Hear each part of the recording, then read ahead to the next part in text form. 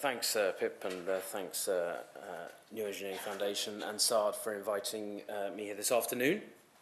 I'm going to be quite brief. I've been instructed to be so. We're running slightly behind.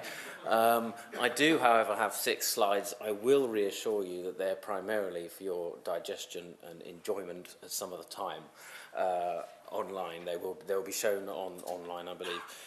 So do have a look at them. I'll pick up bits of these slides in the next 5 minutes or so. The main part of this session that I'm presenting is, in fact, a video, which is, if you like, a series of testimonials from people in colleges who are talking about the value of secondments and, if you like, innovative resourcing and staff exchange for them. So that'll be the main part of this short session. So moving on. Firstly, we call the area of knowledge transfer, along with some other things that we group under it, business and community engagement at JISC. I'll very briefly explain what JISC is. For those who don't know, hopefully most people here know who JISC is. Might be useful just to have a quick show of hands who's heard of JISC, or who knows who we are. Let's put it that another. Who knows who we are? That's not bad. There's some reluctant hands there, but I think there was quite a few. Okay, so that's a good start. So JISC is a national body funded by the funding bodies in the UK to support institutions FE and HE across the UK, so very broad in ICT, innovative use of ICT, and all the processes that go with that. So a fairly key role going forward, and we dispense about 100 million pounds of funds a year doing that through a series of programs and through a range of services we provide. Now, business and community engagement is a fairly new area for us at JISC, which I lead, and we group, as I say, a number of things, including knowledge transfer and exchange, under this. So public engagement, which is a big, there's a lot of momentum behind that currently, particularly in HE. So the public value of research, the relevance of institutions, the inclusiveness, all of those issues are bound up in there. Lifelong learning, obviously, is key as well.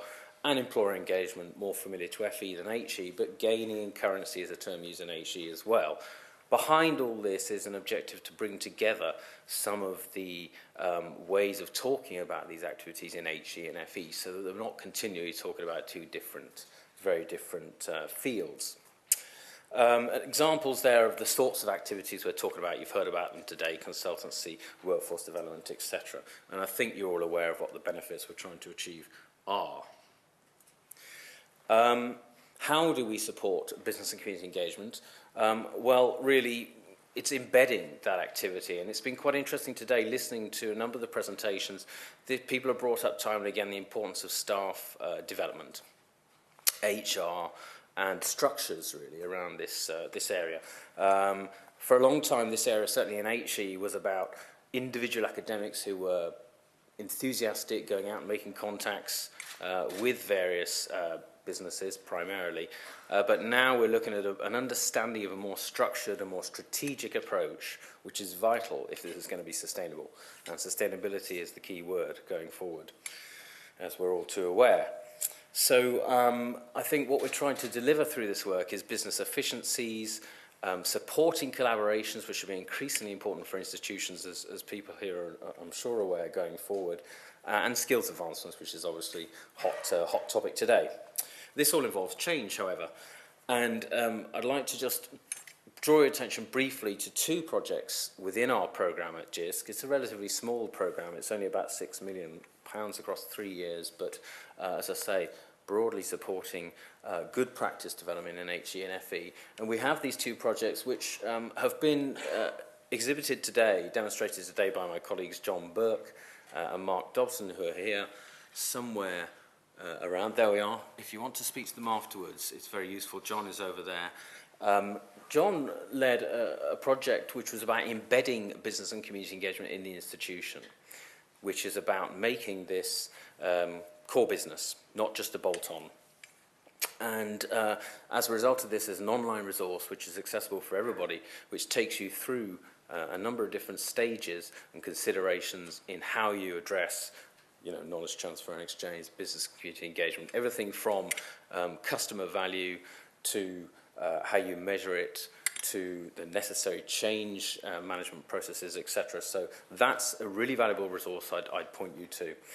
The other project that, just to quickly draw your attention to, is supporting training and CPD project, which also the advisory services at JISC are leading, where we're delivering basically an online sort of diagnostic tool and a signposting system to provide some glue around the huge range of training and courses for professionals in this area of knowledge transfer, business and community engagement. So in that online resource, you'll find grouped a path, well, all the opportunities, if you like, for professionals in that area, as well as a pathway through.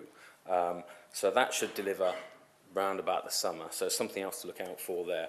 And together, we like to think that we're helping institutions deliver the processes, develop the processes to support this area, and the people. And it's the people I'll come on to now as the key drivers for this capability going forward.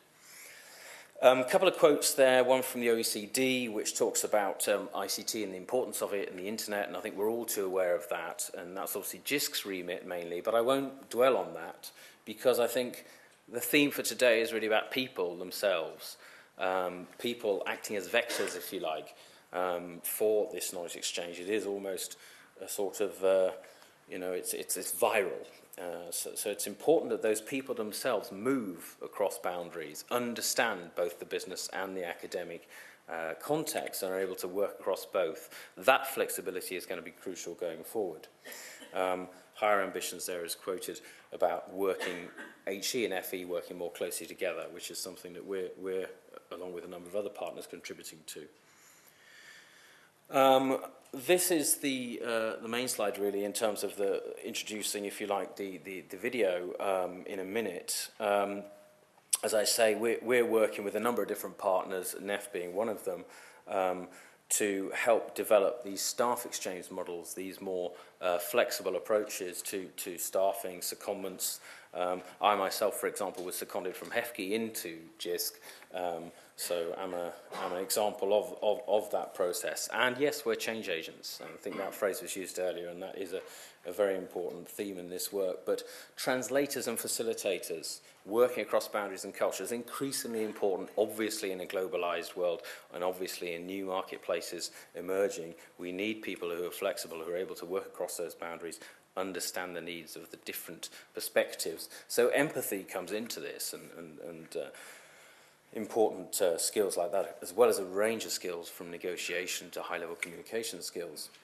And I think it enriches teaching and learning practice as well as research practice, as we'll hear in some of these in this video. Just to remind you as well that in a number of policy documents, but particularly in the one that's quoted there, the CBIHE Task Force report, movement of staff was seen as one of the key objectives in taking forward this area, as it was in Lambert in 2003. So it's a theme that's remained strong, I think, for government. Okay, so I think, well, without further ado, that's probably enough from me. I think we'll move on to the Golden Knowledge Bites video. This is, I understand, one of 6 that we're going to see now. And then if there's time, we'll have a couple of questions afterwards. Thank you.